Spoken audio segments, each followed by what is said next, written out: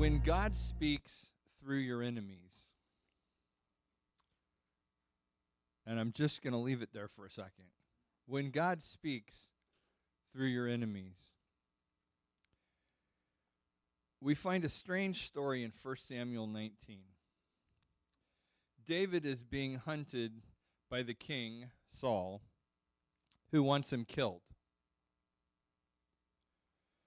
So let's examine what's going on here. And our text for today is 1 Samuel 19 and 22, which I will read for you. And it says, "Then he went also to Ramah and came to a great well that is in Sichu, and he asked and said, 'Where are Samuel and David?' And one said, 'Behold, they be in Naoth and Ramah.'" And so here's the backstory to this. The king, Saul, wants David dead. Why?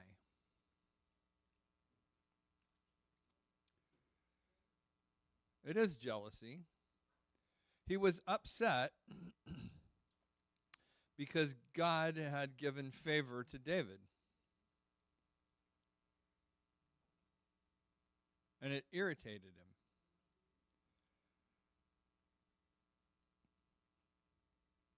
He had God's favor, and it made Saul angry. Saul had some leadership issues, shall we say. You know, he was all excited about David at one point. And things kind of started to go south, I think, when Saul tried to give David his armor for Goliath, and David said, "Nah, I can't do that. That's not tested." So the king was trying to give him something, and David didn't need it. He was relying on God, and that, I think, planted the first seed of discontent in Saul's heart because he was angry with the favor that David had. And this goes to the insecurities of man, right? Left to our own devices, human beings tend to be insecure. That's why movie stars are generally basket cases mentally. Because among other things, they are not what you think they are because they're just acting. Right?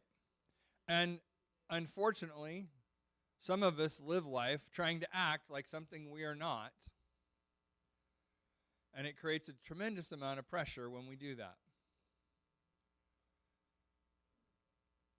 You fear being discovered when you're acting. You know in your heart of hearts that what is going on is not true. And so that creates a conflict within. You know, and you look at, I'm a sports fan on some level. Maybe not on the same level I used to be, but I'm a sports fan on some level. I'm always intrigued with, you know, how people perform under pressure. You know, I like to see the quarterback lead the team down the field at the last second. I like to see the person hit the jump shot to win the game in basketball. I don't know how many of you saw the little deal earlier this week when the San Diego Padres secured their berth into the playoffs this year. I don't know if you saw that or not, but the bases were loaded. Nobody out. And they were up, I think, a run. And the batter hit a ball to the third baseman, who tagged third, threw to second. The second baseman tagged second, threw to first, and they clinched the division on a triple play. And that's pretty cool. And you can say that's pretty clutch, right? You know, it makes it special. I don't know if anybody's ever done that before. Clinch the playoff berth on a triple play. That's kind of amazing. So that's the backstory to this, is there's this jealousy situation. Saul wants David dead. So he keeps sending people to go find him and kill him and all this. And so I want to look at the meanings of it all. And I don't want to get, I keep saying this, but I'm not trying to get all lost in just meanings of words. And then you sit there and you read the Bible and you go, I don't get this at all. You should always be able to read your Bible and read what it says and just say, you know what? Okay, I understand that. That's what it says. When you get into the meanings of things, then maybe you can study some things in a little different, I won't even say deeper, but just a different look at things. But you have to be careful when you start straying from just what it says into things that, well, this could mean that, and this could be taken this way, and yet you have to be careful that you don't confuse yourself. Okay? But I do want to look at the meanings of it all here. And Ramah is a high place, and it can be as in the seat of idolatry. Okay? So it's a high place. The high place is in your mind. The high place is, when they had Baal worship, they would go up to the high place and sacrifice children. And then it says in verse 22, then they went also to Ramah, or this high place, and came to a great well. It was a great well. Now, great means great, doesn't it? It can also have a meaning to sort of twist. All right, it's just a different usage of or meaning of the word there. And it was a well, and this is well as in pit, or cistern, or prison, hole in the ground. Okay? So they went to this great well, and maybe we could look at it today and say, well, they went to this twisted prison in the seat of idolatry, just for a second, okay? And it says that it was in Sechu, I can see if I can pronounce the word correctly, which is to surmount, is what it means, okay, to surmount. And he asked and said, where are Samuel and David? And one said, they be at Naoth and Ramah. And Naoth is a residence. It can also be to celebrate with praise, but it's to reside, okay? So they were hanging out in this residence, which can be related to praise, in the middle of the seat of idolatry, right? We live in a world that's fallen, you know that? But you can still rest and reside in praise. And so they're asking about where is Samuel and David, and Saul, by the way, the meaning of his name is asked, A-S-K-E-D, asked. Samuel means heard of God, not like I've heard of God, but heard of God. And David, the meaning of David is actually loving. Okay? So, now that I've said all that, I just want you to follow along for a minute and see if we can apply this a little bit to our life, all right? So verse 22 says, then they went also to Ramah and came to a great well that is in Sechu, and asked and said, where are Samuel and David? And one said, behold, they be at Naoth and Ramah. And he went thither to Naoth and Ramah, and the Spirit of God was upon him also. And he went on and prophesied until he came to Naoth and Ramah. And he stripped off his clothes also and prophesied before Samuel in like manner, and lay down naked all that day, all that night. Wherefore they say, is Saul also among the prophets? So let's fill in the rest of the blanks here. Saul sent men to go find David, and where David was is a place where Saul had created kind of a school of the prophets. Okay? And these men came to kill David, but when they got there, they started prophesying to Samuel. Doesn't tell us what they were prophesying. So he sent more. And they got there, And they started prophesying. And so he sent more, and they got there, and they started prophesying. And Saul finally went, this is not working.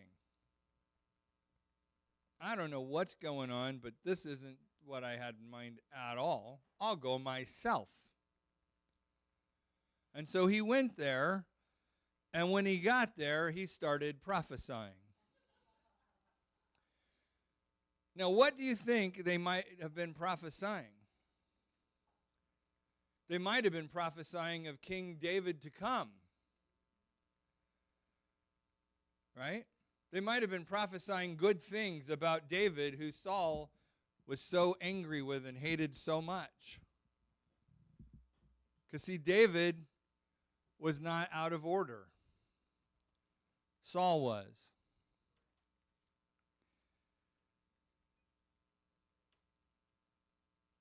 And it says in verse 23, yes, and verse 23, and he went thither to Naioth and Ramah, and the Spirit of God was upon him. Speaking of Saul, the Spirit of God was upon him.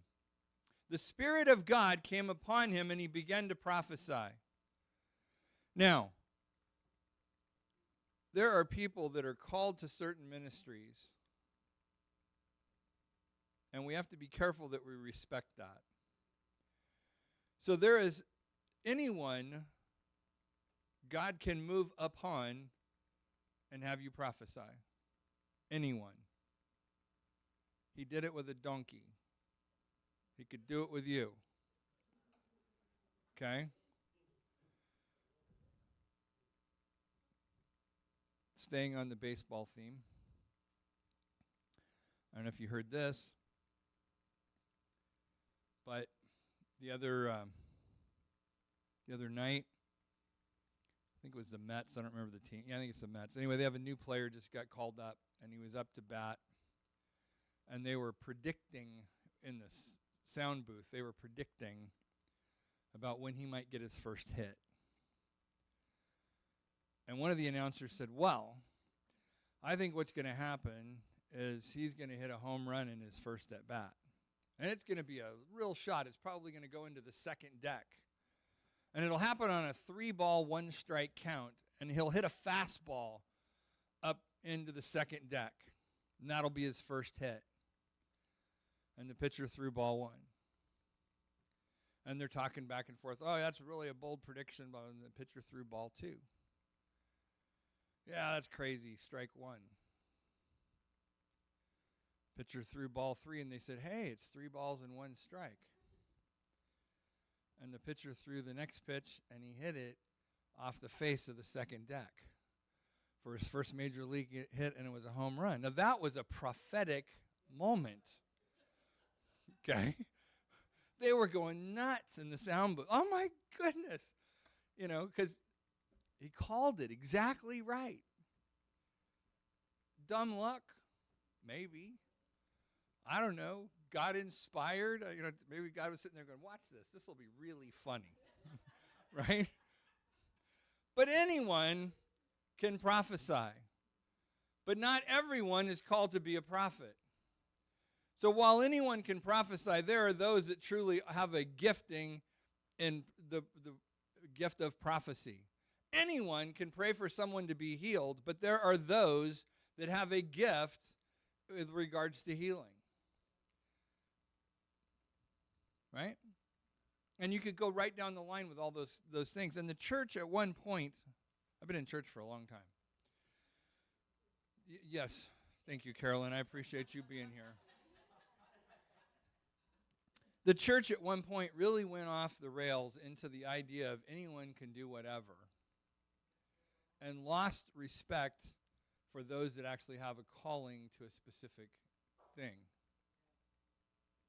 And the result of that, and I'm not saying, well, there's this person and then these people here are not the same, they're lower. I'm not saying that.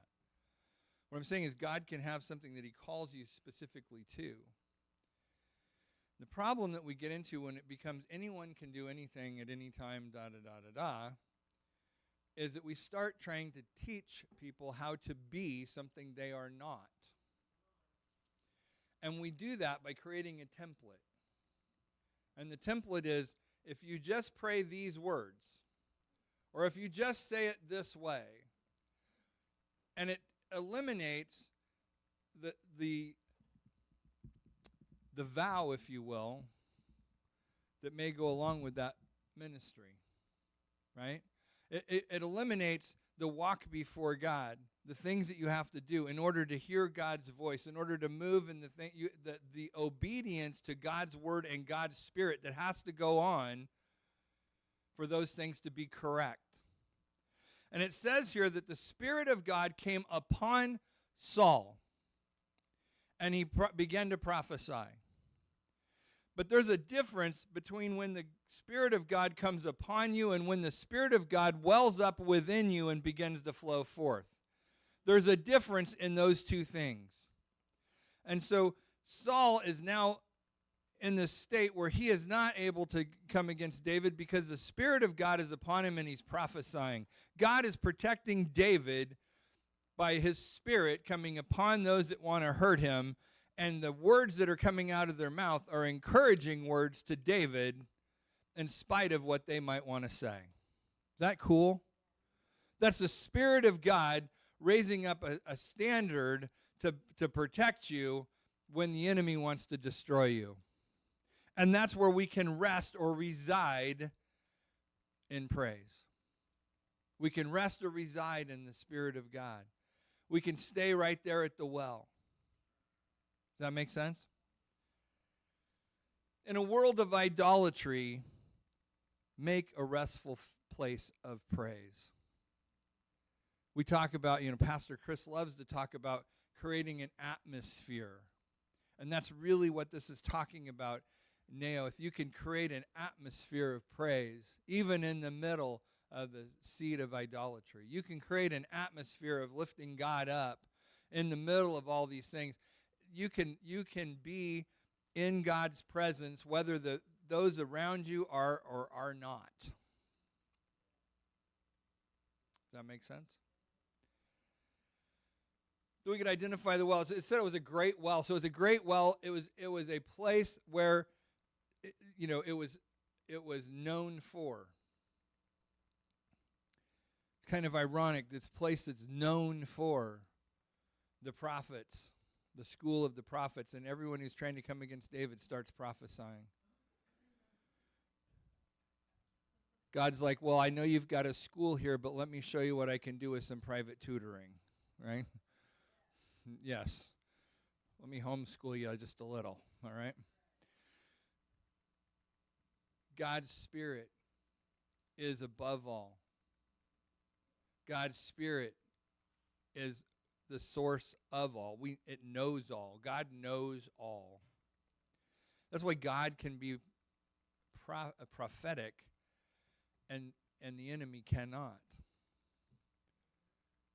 The enemy doesn't know the future.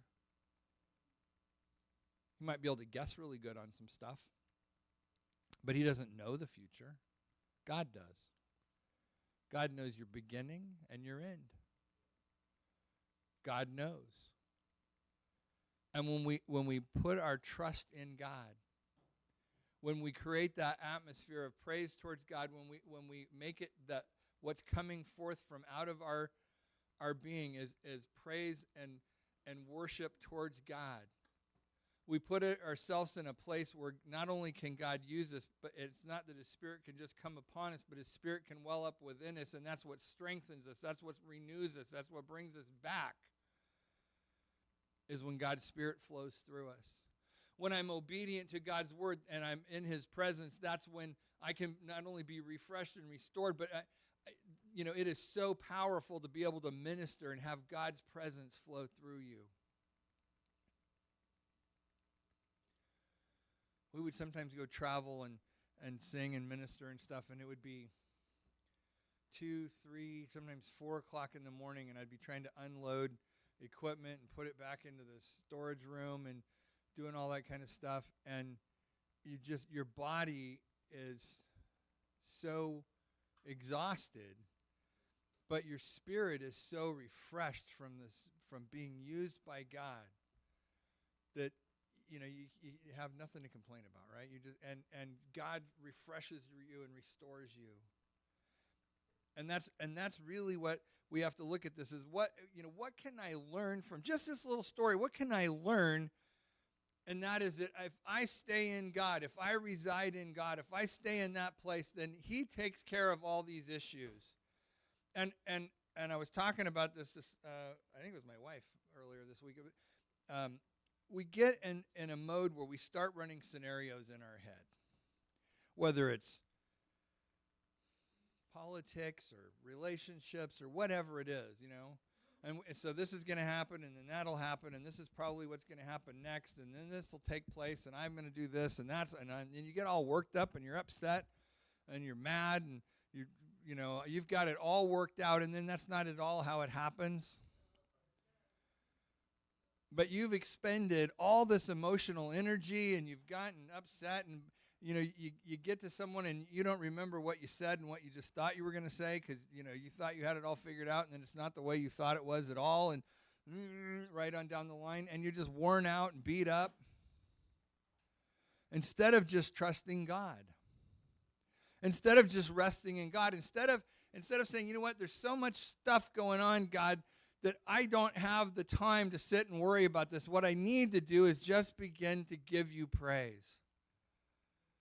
And I love the song. It's it wasn't a big hit kind of thing or whatever, but Bill Johnson wrote a song when he was in Weaverville up there pastoring, and the song he wrote says, "When I give you praise."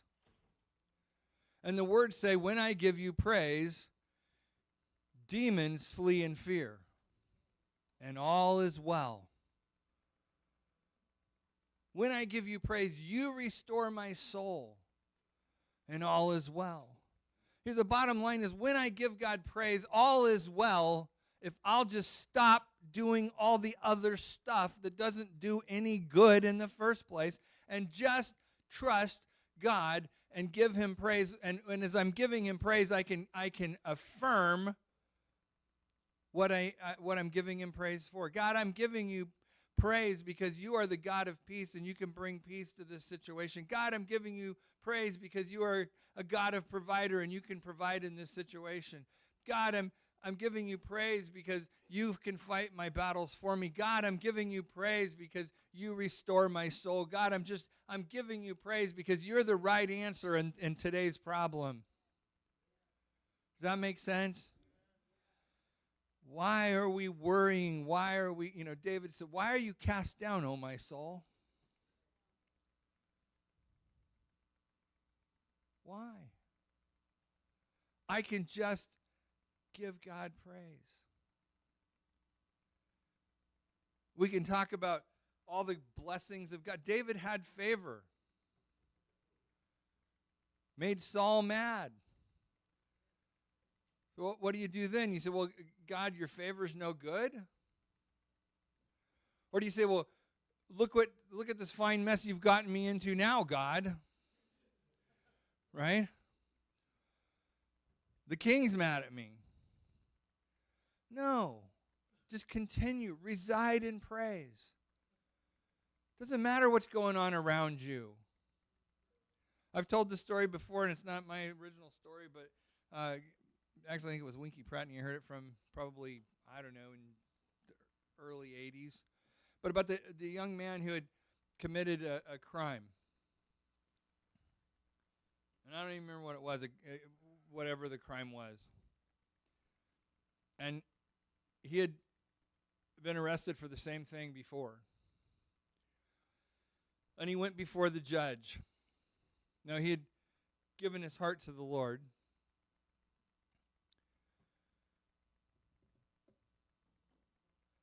But he went before the judge, and the judge said,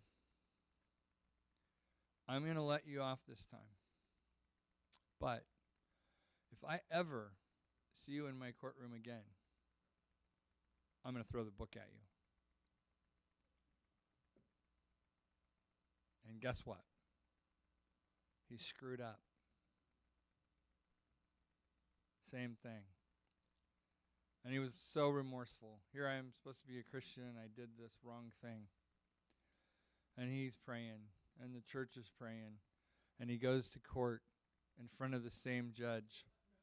And it hasn't been very long.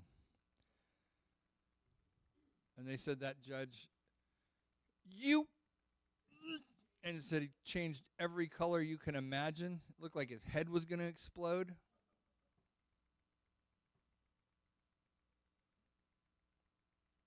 I'm going to give you one more chance.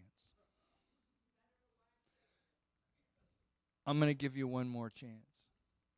Why? Because the Spirit of God came upon him on that young man's behalf. Because only God can change a heart. Only God can change an attitude. Truthfully, only God can change a mind. So we waste all of our time fretting and stewing and stressing about things we can't control instead of going to the one who can and not telling him how to do it. God really doesn't need you to tell him how to do things. Right?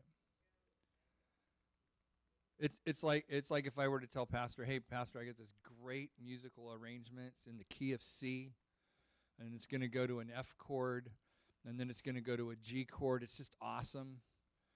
It's a fantastic arrangement. Probably the most basic chord progression in the entire world. Right?